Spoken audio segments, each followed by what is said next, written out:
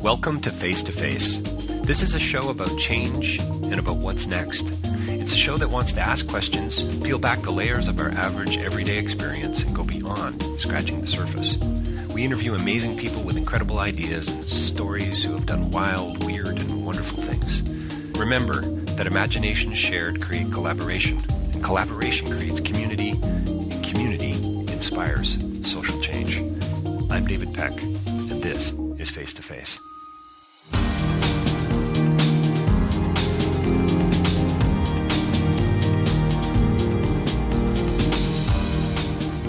So my next interview is with Andrea Hummell, and it was a fascinating conversation about psychodrama, something that I probably don't think I knew very much about. I think if somebody had brought it up or had mentioned it to me in conversation, sort of idle conversation over dinner, I would say, oh yeah, no, I think I know what that is, and then would hope they would unpack it for me as our conversation continued. Well, Andrea is with us today from Improv for Peace. That's improvforpeace.com. You can check them out. And Andrea is using a technique, a theatrical technique, that a very creative and artful technique to go a little deeper, to understand trauma, to understand mental health issues, to work through things, and to I think really in a way to find common ground. We talk about cultural diversity and political correctness. We get into what do you do with the ugly?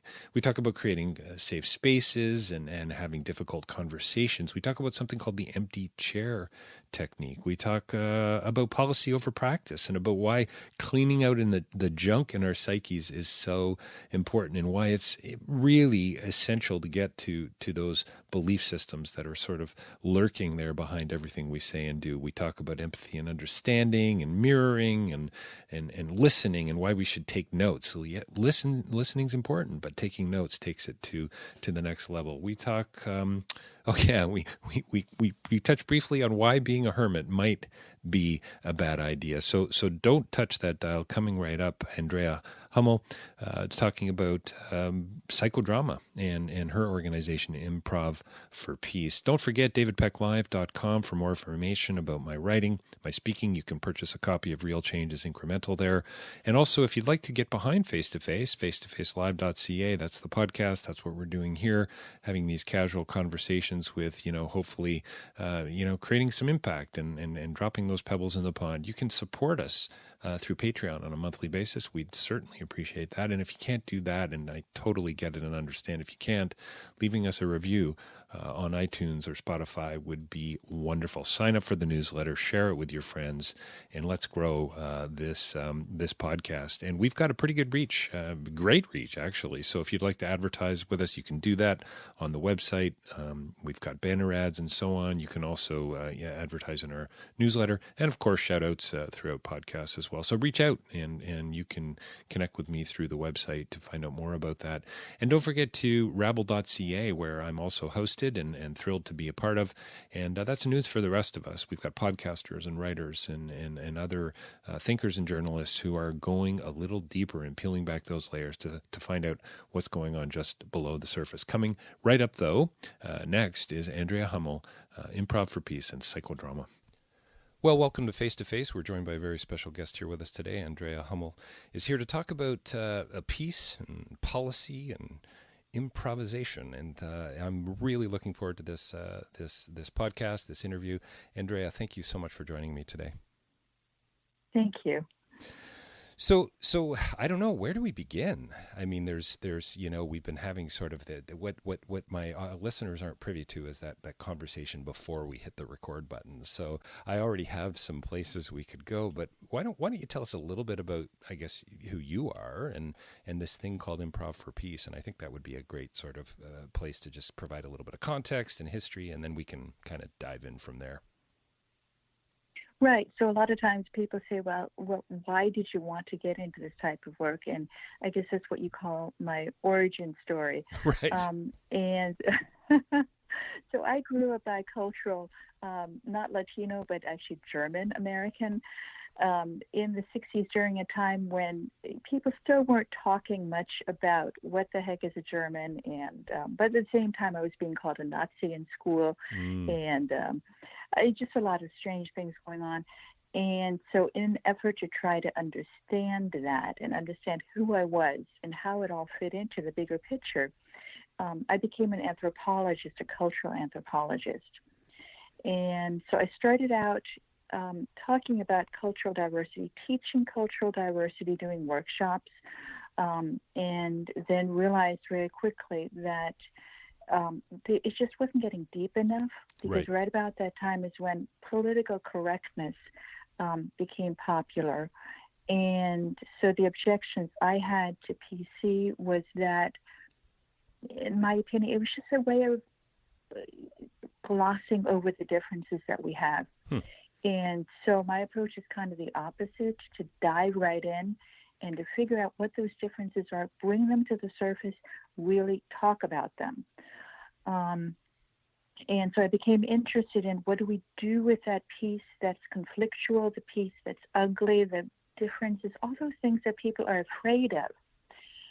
And rather than just try to talk about them or not talk about them, as the case may be, I wanted to actually do something with those differences. And so I started getting into improvisations and actually something called psychodrama. And a lot of times people are afraid of the term psychodrama because it has these negative overtones. Well, it seems it's almost, you sort of conjured up horror movie like notions as soon as you said it, and I'm kind of familiar with it, but that's sort of where I went. You know what I mean, right out of the gate. Yep. Which is why I don't call what I do psychodrama. I call it improvisations. But basically, what that is recreating those difficult conversations that we would like to have with people of a different background, and then being able to just work through those conversations and come up with a different ending than we would if we were out in the so-called real world trying to have those conversations. Because when you can have those conversations in a safe space, in an imagined space a lot of times, with facilitators, those conversations turn out very differently. And so it actually changes. The science has proven that acting out scenarios and acting out conversations actually will rewire your brain in a more positive way. And so the more we do that, the more we try to have those conversations with different, more healing endings, the more we're able to come up with positive solutions to what we before thought were untenable situations. So Andrea, does improv then give me the ability, as I'm partaking in, say, some form of group improv for peace? I'm not sure what you would call it. I'd love to hear about that too. So it gives me almost a license, in a sense, to not be cruel or to be unkind to someone or to an organization, but to maybe speak more truth or to be more authentic, which hopefully then will lead to me, being more authentic and more truthful on a day-to-day basis. Is that a fair assessment? Yeah, that's a good place to start. And I like what you're saying about not being cruel necessarily, but just being honest. Right. So I do have to explain that piece a little more, again, for people who aren't quite clear on what psychodrama or sociodrama is. Psychodrama is more on the individual level. Sociodrama, because it's society, looks at the larger societal picture. Mm-hmm. It's really pretty much the same thing. So what you do is you create in a group situation, you create a conversation, you create a scenario that the group agrees on. For example, I want to work out the fact that I have something against gays. And so then that becomes something that the group agrees on. Yeah, that's a topic that we can work on. But instead of then it becoming a scenario, a miniature theater piece, a drama piece about how I feel about this particular group, it becomes more a story about how I feel about people who are different from me. So we take away the individual details of that one person's story, and the story then becomes, or that dynamic becomes more universal theme. So it's And less, because it's less threatening, isn't it? Probably to the yeah, person who's actually presenting it, but also to the other person or organization that's hearing that dialogue or that message. exactly, because it's less threatening. Yeah. And interestingly, then everyone finds or tends to find an overlay to bits and pieces of that story that they can connect with. And because of those smaller overlays, they kind of jump in and play pieces of that. It's similar, I'm sure a lot of people have heard of the empty chair technique, where you set up a chair and you visualize that someone with whom you would like to have a conversation with, for example, your father who's passed away 20 years before, so you can obviously no longer talk to him, you're able to have a conversation with that person in an imagined space. So psychodrama or improv for peace uses those similar pieces. And again, the empty chair is just one piece of the tools that we use. So let's just get uber practical here for a second. Who tell us where we can find out more about it. And by no means are we near the end of the conversation, but you've got a website. Am I, as a company, coming to you and hiring you to come in and to facilitate one of these with a group of 5, 10, or 15 people in my team? Or could this be a whole organization? Or is it really more about that one-on-one kind of therapeutic value? Well, a lot of people do psychodrama one-on-one. And it's a big piece of therapy at the moment. But really, it was originally created in the 1900s for groups, again, for organizations. So, yeah, it would be a company calling me or an organization. I work a lot also with organizations who have communication problems within their teams. And so it doesn't necessarily have to be a large traumatic issue. It's just how do we communicate better as a team. And what I also do, and this is actually what I'm most excited about, is doing this kind of work on the community level. So I was working a few years back with, well, actually it's only been a year and a half, in Charlottesville, Virginia. As most people know, that they had the white supremacist march back in August 2017, and it led to riots, and the whole city was very uncomfortable after that, felt traumatized. And so I and a group of people came in and did a 6-month project on helping the community recover from that. So, for example, what happened in El Paso, I would say that in a few months' time, they may be ready for that kind of community healing also. It's not something that you go in right away, but you have to give people a little bit of time for their emotions to settle, to be able to process them again. So is this about, would you say, learning? I mean, you're not going to be in a day-to-day situation and, say having an argument with, well, maybe you are, and I'm smiling when I say this, but you're having an argument with someone, you're having a conversation, or I'm not going to step into a moment of improv, but the idea is that the work that I've done with improv, by the way, it's improvforpeace.com, is it not?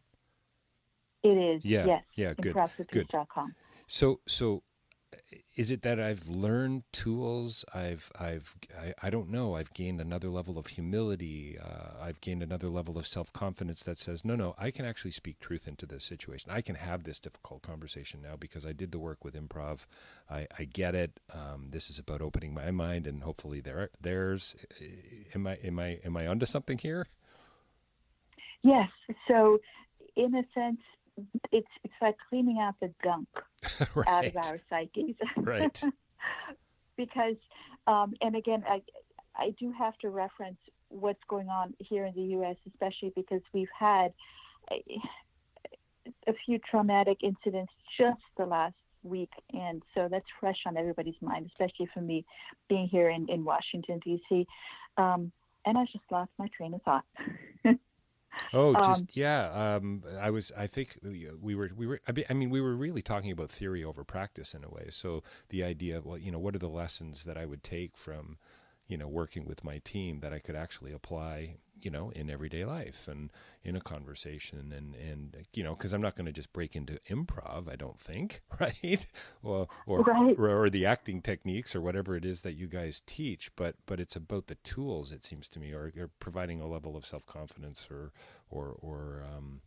giving me the tools I need to be less threatening or something like that.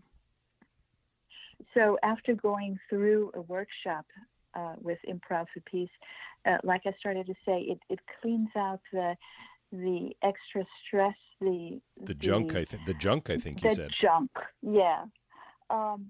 Because we get so full on a daily basis from all the negativity around us that we take it in and we decide that just cements who we are and cements our belief systems. But if we really get behind what those belief systems are about, then we can let go of those belief systems. For example, it's just taking again the scenario brought up before of a group saying, let's work on how we feel about people of a different sexual orientation. Well, I may find out after going through a workshop that it really has nothing to do with someone with a different sexual orientation.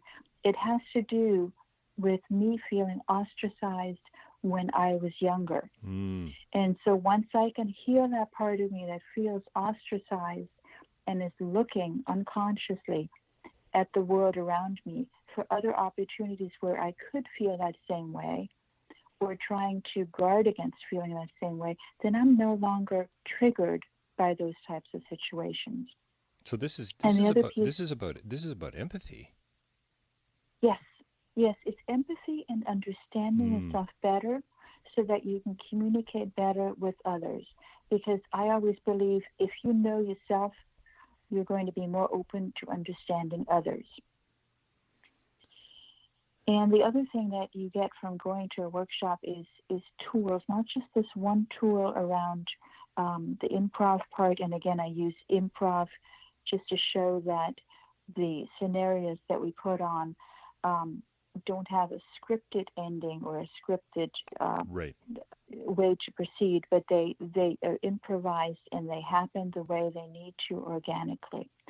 So the other thing is also learning skills such as specific techniques for empathy. One of them is called doubling, and that's very similar to what most people think of as mirroring someone's body language, mirroring their emotions, just so you can develop that level of empathy and connection. Because once we're able to connect with someone else, we're more able to really feel what they're feeling, and we can get out of our own way. So again, this is all about connecting and about being willing to see the other person's point of view, so that we don't have a need to take a gun and go shoot someone. I love that notion of getting out of your own way. I think that's not only is it one of my favorite new U2 songs, which is always relevant and meaningful, but I think it's really practical. I think, what I heard earlier in the conversation, and I think what I'm hearing about all the work that you do is this idea of similarity through difference. And I mean, isn't that empathy? Isn't that what, having difficult conversations is about, and about listening to others? And yet it seems like culturally in this 21st century we're going kind of the other way. We're focusing on the difference and not the similarity. Is that fair? Absolutely. And I sometimes wonder if it's the effect of the pendulum swinging back the other way, not only in our country but across the world, because we've seen the heads of state of various countries over the last few years recently becoming more conservative. And especially in the U.S., we have someone who has a very, in my opinion, rather xenophobic outlook. And so it gives permission to a lot of other people in society who in the past have felt it was not appropriate to voice those opinions, to go ahead and voice them now. Right. And if they don't feel heard, they will just speak even louder and louder, including, again, through violence, because they just want to be heard. And so when Trump was elected a few years back, my first reaction was, oh no, what are we going to do now? But then I chose to look at it as a different way, as an opportunity, actually, for our country to have those kinds of conversations that we haven't in the past because we've been afraid to, or it's not appropriate, or it's not politically correct. So I'm really hoping that this will bring more conversations to the surface on a conversational level, again, through words rather than through weapons. Yeah, and clearly conversation that ultimately leads, to change. Right, because I do think we have so many different points of view in each country, and you see that also with ethnic groups who in the past have been pushed together to try to form one country. I'm thinking specifically of Yugoslavia. And now we see the opposite, which is a lot of countries and a lot of ethnic groups dividing and coming apart again into their smaller constituent parts. And I think it's people looking for their singular voice rather than wanting to be lumped together. They want to be able to have their own voice. And we need to find a way to, again, do that in a peaceful manner. Right. Yeah, because clearly, and again, in a way, to get out of your own way, you kind of have to know what your way is. That sounds maybe sort of trite and clever, but it's sort of true, right? You need to have that. Physician heal thyself, right? It's about self-awareness, and I think that's why the work you're doing is so important. One of the things I've learned in doing international development and traveling is just this idea of empathy and listening, and how critical and how important it really is. Listening, and maybe taking notes, if that makes sense. Right, because taking notes actually gets you fully engaged with what you're hearing. And I'm a little concerned about the proliferation of technology, social media, and forgive me for saying this because obviously we're going to post this on social media. That's right. Yeah, we might even put some money against it. So yeah. We don't want you, though, just to like the interview. We want you to listen to it and then maybe forward it to a friend. There you go. That's the kind of social mediation we'd like to see. Right. But because we're Instagramming and Twittering and texting and all this, there isn't quite that emotional involvement in that little note that you get popping up on your screen.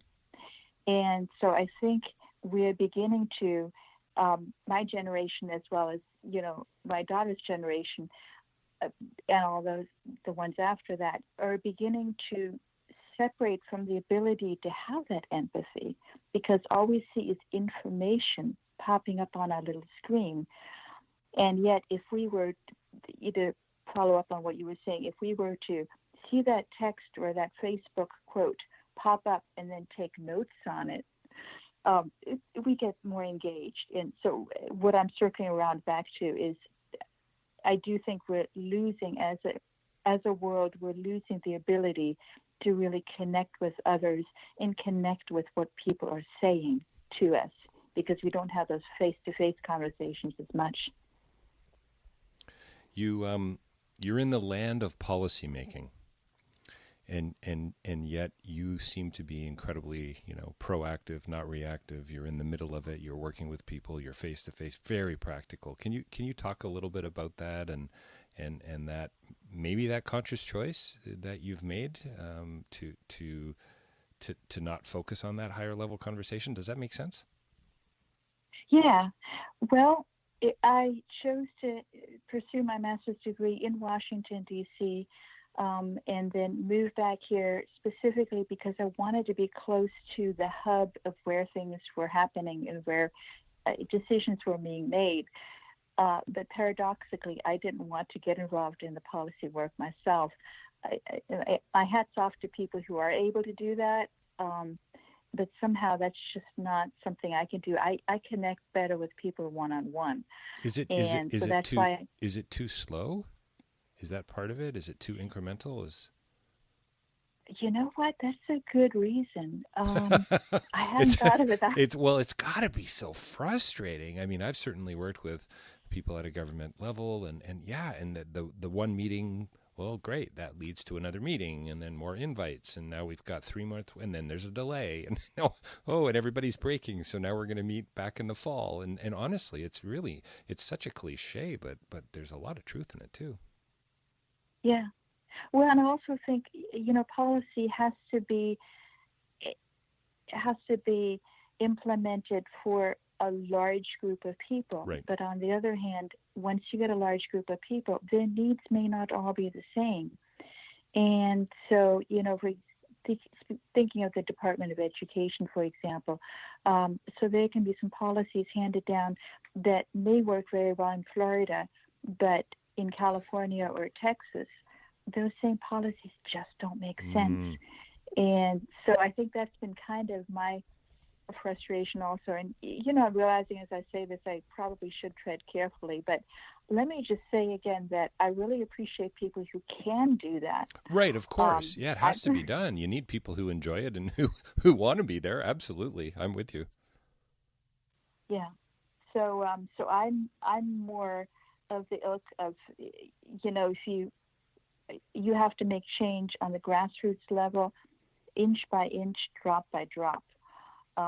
And so, of course, at this point, I have to quote a fellow anthropologist, Margaret Mead, who said, never doubt that a committed group of individuals can make a difference because that's the only ones who do. Right. And so that's why I really think if we create pockets of change, pockets of positivity throughout the country, throughout the world, that's what's going to make a change also. So we have the changes at the bottom, at the grassroots level, as well as from the top, the policy level. And hopefully when we come together, everyone will benefit from changes being made at both ends. I love that the work that you do seems to me to be deeply relational. I mean, it without relationships or broken, I guess, without broken relationships, I guess you don't sort of have a job, right? As an improvisational artist. And can I call you a psychotherapist? Is that fair? I don't have a license as a psychotherapist, so no, you can call me a psychodramatist. There you go. Nice. And the difference is that you have like an 8x10 that right, like and a psychotherapist doesn't. That's a little entertainment joke there that clearly was probably lost on every one of my listeners. But anyway, I tried. Right, yeah. No, and I mean, again, I have to really say that psychotherapists are an amazing group of people because they are willing to listen to people's very difficult situations day after day, and that's just not something I could do. So, which doesn't make sense. But the difference is when I listen to people's problems, so to speak, it's really not because I'm trying to help them, but I am just trying to guide them in the direction so they can help themselves and figure it out for themselves. So that kind of gets me off the hook because I'm just facilitating the processes of people's own growth. And I think that's the big difference there. Tell me, go ahead. Oh, no, go ahead. So I was going to ask you about sort of tone and scope, I guess, because I've spent a fair bit of time in Cambodia over the years working in development. I've spent time in Rwanda. I mean, you can have some pretty, we're talking about some pretty traumatic places with really difficult and horrific histories, and so deep trauma, deep emotional baggage, and so on. And then you could have on the other end of that spectrum, let's say bullying problems at a local high school, and they're both severe and they're both significant and they're both important. Does this kind of improvisational work, like, is it across that spectrum? Is it left to right? Can you go from something sort of simpler and one-on-one to, kind of more global and deeply traumatic? I'm having trouble finding the words because I'm not a psychotherapist, probably. But do you know what I'm asking? Right. Yeah, I get what you're saying. Good. So you're asking whether this is only for run-of-the-mill type of trauma versus. I purposely chose not to use run of the mill, but yeah, I guess that's Oh, what I mean. But something. Oh, I don't know, something that you might more go to human resources for. No, this is right. you could or maybe this goes. And I think you sort of hinted to it earlier on about talking about some of the shootings in the U.S. over a period of time. Some of those communities might be ready, to do this kind of work. Right. And so I'm not going to sit here and say that if you hire Improv for Peace to do psychodramas, then all your societal problems will be solved. That's right. No, it's a That's lot more right. complex. Yeah, all your marital problems and economic problems will go by the wayside. Yes. There you go. Yeah. No, I mean, obviously, again, that gets back to we need to work at a problem from various angles. But to answer the question that I think you were asking, can this kind of approach work for the trauma that people in Rwanda experience? And the answer is yes. So again, it has to do with going through smaller parts of the trauma in a safe environment, right? Sometimes multiple times, in order to process it and come up with a different ending. So let me give you an example from a book by Peter Levine, who wrote Waking the Sleeping Tiger. No, we'll have to insert the appropriate title there. Peter Levine, at least we've got, and it's got the word waking in it, so we're good. Okay. And tiger also. So he tells the story of a young boy in Africa that he was treating, who had been chased by a tiger and was traumatized by the fact that he was wounded by the tiger, and he kept reliving that incident over and over again.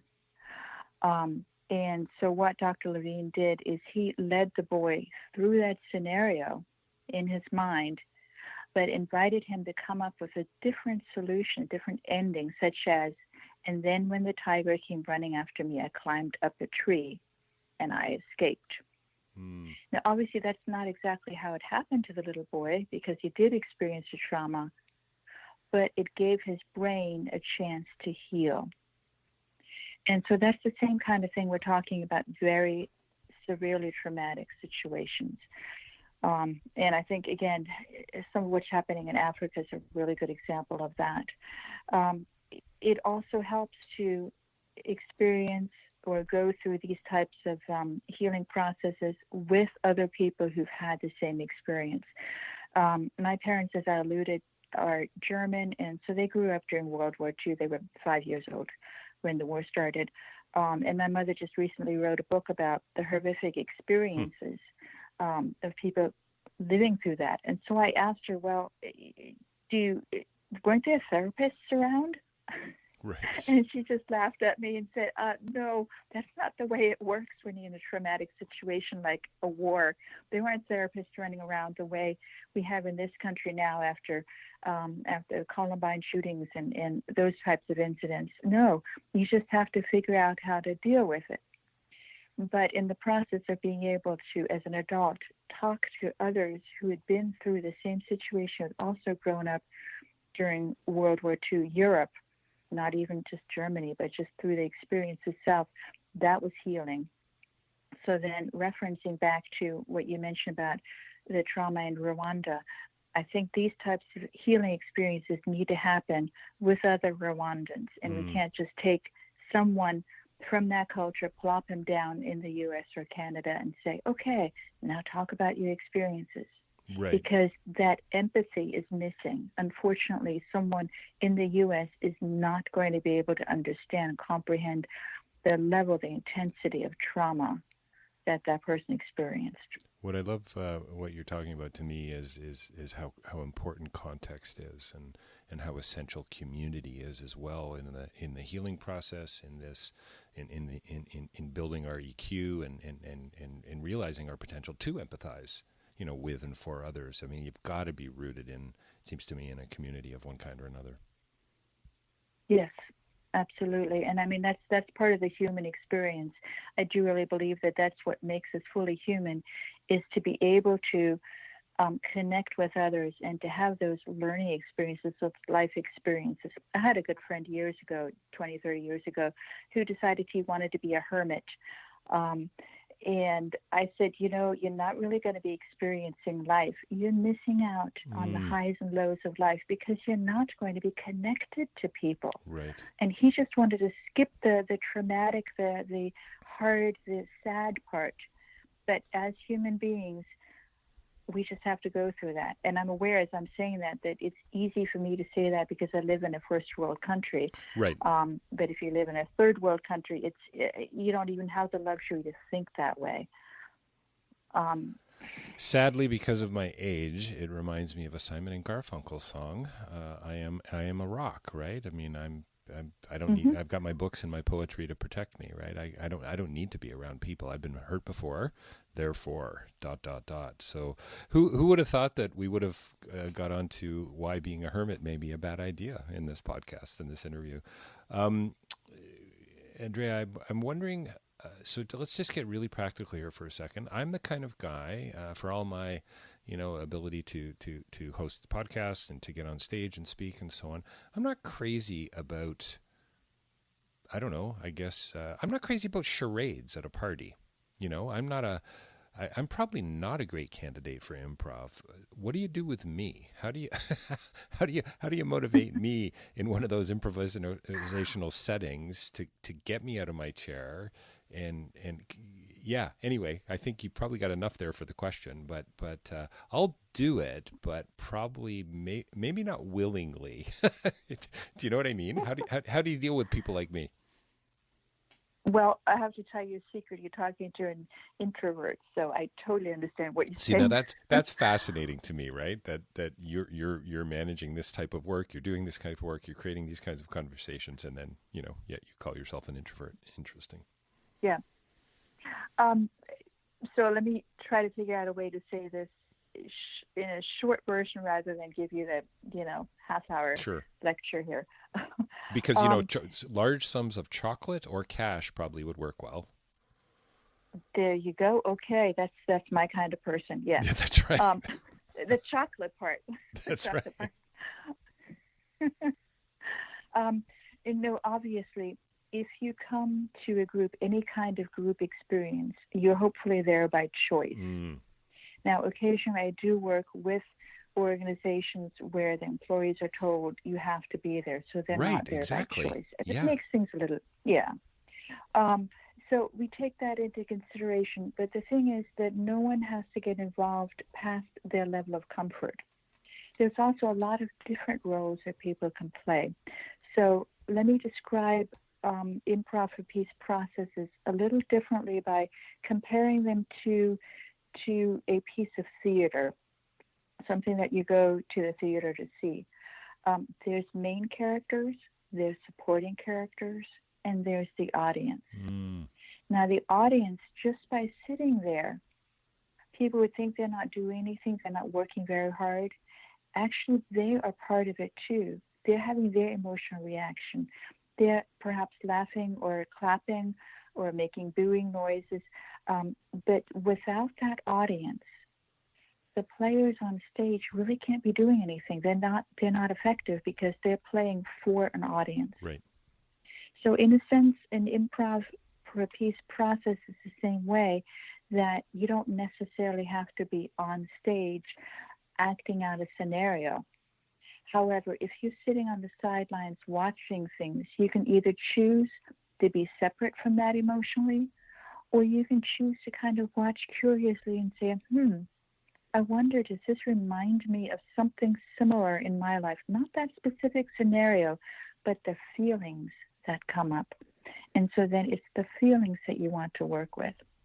And at some point you may choose, for example, you could see something going on stage and you could say, I really don't like that. This just makes no sense. I don't know why nobody's protecting this guy up here. He's just being beaten up.